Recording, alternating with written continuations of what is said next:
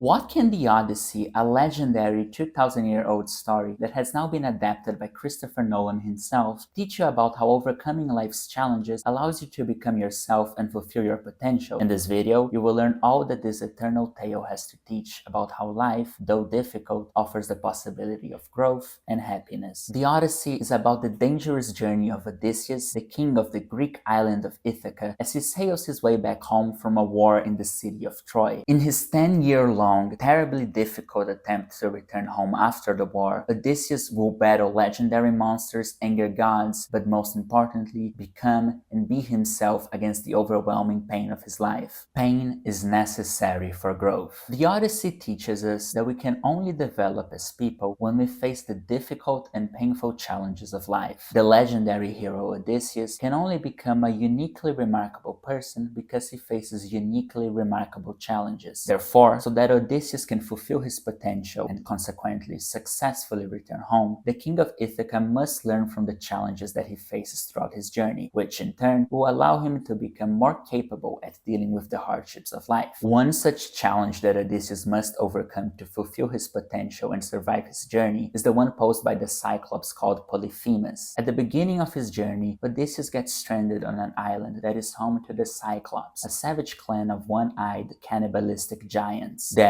Odysseus and his crew get trapped inside the cave where one of these Cyclops, Polyphemus, lives. Because Polyphemus starts eating members of Odysseus' crew, Odysseus has to rise to the occasion and plan an escape from the cave. So Odysseus tricks the giant in two particularly smart ways. Firstly, Odysseus tells Polyphemus that his actual name is Nobody. Secondly, Odysseus gets Polyphemus drunk, which opens up a window of opportunity for him and his crewmates to drive a wooden stake through the giant's only eye, which ends up blinding Polyphemus. As Polyphemus screams in pain, his neighboring Cyclops do not come to his cave and help him and consequently find and destroy Odysseus, only because Polyphemus tells them that it is Nobody who is hurting him. So the other Cyclops just think that he is dealing with a particularly nasty bout of illness, so they leave him alone to recuperate. Thanks to Polyphemus' blindness and the lack of eye-bearing Cyclops around, Odysseus and his surviving crew members are able to escape the cave and reach their ship in safety. In this passage, the Odyssey teaches us that it is only by facing the challenges that life throws our way that we can grow as people. It is only because Odysseus has to face a life-threatening situation that he becomes a person capable of overcoming life-threatening situations and by extension, other lesser types of adversity. So, Odysseus ends up crafting a plan that saves his and his crew's lives. Therefore, the Odyssey shows us that the human spirit is not born crafty or resilient, but that it is forged so by the difficult and painful challenges that we face. The Odyssey teaches us that we, like Odysseus, must go out into the world and embark on challenging adventures so that we can progressively become better equipped to deal with life's hardships. Pain is necessary to be. The Odyssey teaches us that to be human is to suffer because of the pain that others cause, but also to make others suffer because of the pain that we cause. The acknowledgement of this bitter truth, however, allows Odysseus and ourselves to fully understand what it is to be human, that is, a being with a concrete identity that both hurts the world and is hurt by the world themselves, and as a result of this process, become themselves. When Odysseus is back on his ship and is sailing away from the Cyclops island, he defiantly screams to the blinded Polyphemus, "If any man on the face of the earth should ask you, who blinded you, shamed you so, say Odysseus, raider of cities, he gouged your eye out." It is only because Polyphemus now knows the real identity of the person he thought was called Nobody that he can ask his father, Poseidon, the god of the sea, to make Odysseus' journey so difficult that he can only ever get home after a long and painful journey. Poseidon heeds his son's request and makes Odysseus' journey so hard that it lasts 10 years. If we resist the impulse of calling Odysseus a dumbass for having revealed his true identity to Polyphemus, we can understand his decision to do so alongside his escape from the Cyclops cave as teaching us that the process of becoming and being human is necessarily dependent on pain. Inside Polyphemus' cave, Odysseus was like we are before birth inside our mother's wombs, engulfed in a sphere of darkness without name and consequently without identity. Odysseus, after all, was nobody inside the cave, and because of that, in a way, it was like he had never been born and didn't exist. But by passing from the darkness of the cave or the darkness of the womb into the light of the world, our hero goes from being nobody to having giving an actual name, Odysseus. In other words, nobody becomes somebody. Therefore, Odysseus's exiting of the cave can be seen as a representation of the beginning of Odysseus's and our existence, since it is only by exiting the cave or exiting the womb that we can become fully autonomous human beings with unique identities and unique names. In other words, we also become somebody out of nobody. However, Odysseus doesn't just become anybody, he becomes Odysseus, and the meaning of this name the Odyssey teaches us not only defines who Odysseus is, but also defines who we all are as humans. So what does Odysseus mean? As noted by some scholars, the name Odysseus brings to mind a Greek term that expresses a person's condition as both a sufferer from the pain that others cause and a causer of pain themselves. So, in the passage that narrates Odysseus emerging from the cave as if he were being born, Odysseus, as a causer of pain, blinds Polyphemus, and as a sufferer of pain, is cursed with a difficult journey home. In the same way, for us to be born and become who we are, we cause our mother's pain during labor, but we also feel pain during birth ourselves. Therefore, the Odyssey shows us that to be human is to suffer from pain that we may not even deserve to suffer, and to cause pain that we may not even intend to cause. After all, we do exactly that since the very first moment of our existence. However, it is only by embarking on this process of pain, or in other words, this process of life, that we can become ourselves and emerge from the cave as Odysseus did. This is not so because pain shapes who we are, but because the way in which we respond to pain, or in other words, to life, shapes who we become. Of course, we do not suffer as an end in itself, since suffering is an unfortunate side effect of existence. However, the Odyssey teaches us that we can find solace in the fact that pain's ultimate purpose is the strengthening of the human spirit. It is only thanks to pain that we can become aware of our awe-inspiring capacity to withstand hardship and to emerge on the other side of it better people than we once were. The alternative to pain. If to be human is to cause and suffer pain, is there a possibility of a painless life? The Odyssey teaches us that a painless life, even when eternal, can be meaningless because we often derive the meaning of our lives and our identities from the challenges that we overcome and the recognition we get for having overcome them. As a result of Poseidon's curse of a long journey home, Odysseus' ship and crewmates are all destroyed in a storm, and Odysseus, the only remaining survivor, washes up on the island of Ogygia. This island is home to the nymph goddess Calypso, who, because she falls in love with Odysseus, keeps him as her lover for 7 years at Ogygia. Calypso goes as far as offering her hand in marriage to Odysseus, in exchange for which she offers Odysseus immortality by her side on her idyllic and heavenly island. If Odysseus refuses her offer, Calypso warns him, he will be relinquishing a painless, blissful life in exchange for the painful difficulty of finite human existence. However, Odysseus turns her down and chooses, when the gods allow him to resume his journey home. He says, "Much have I suffered, labored long and hard by now in the waves and wars. Add this to the total.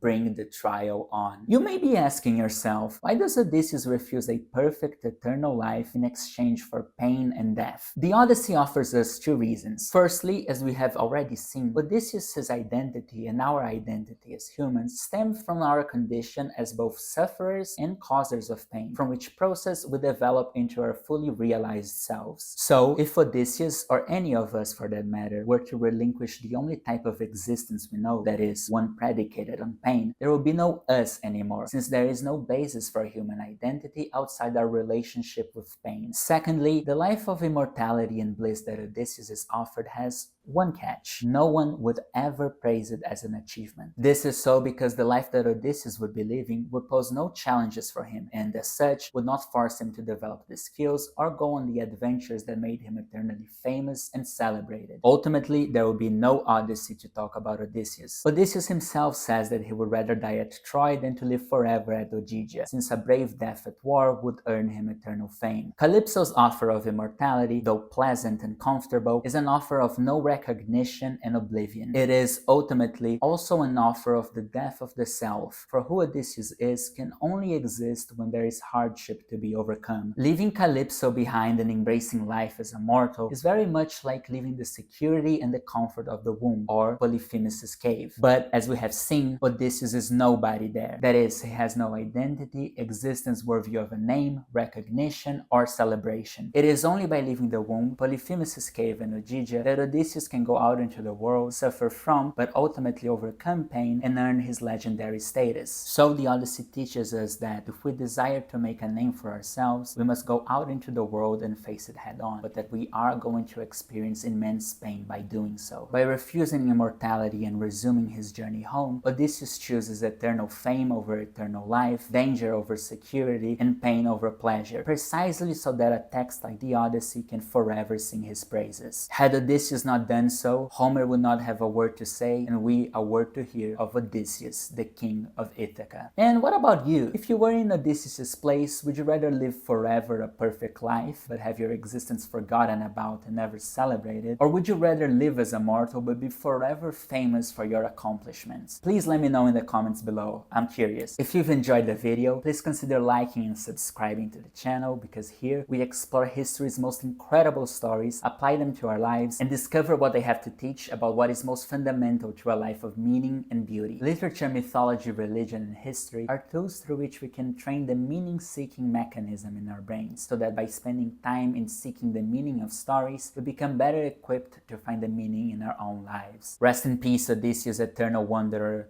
You would have loved to be stranded in Ohio.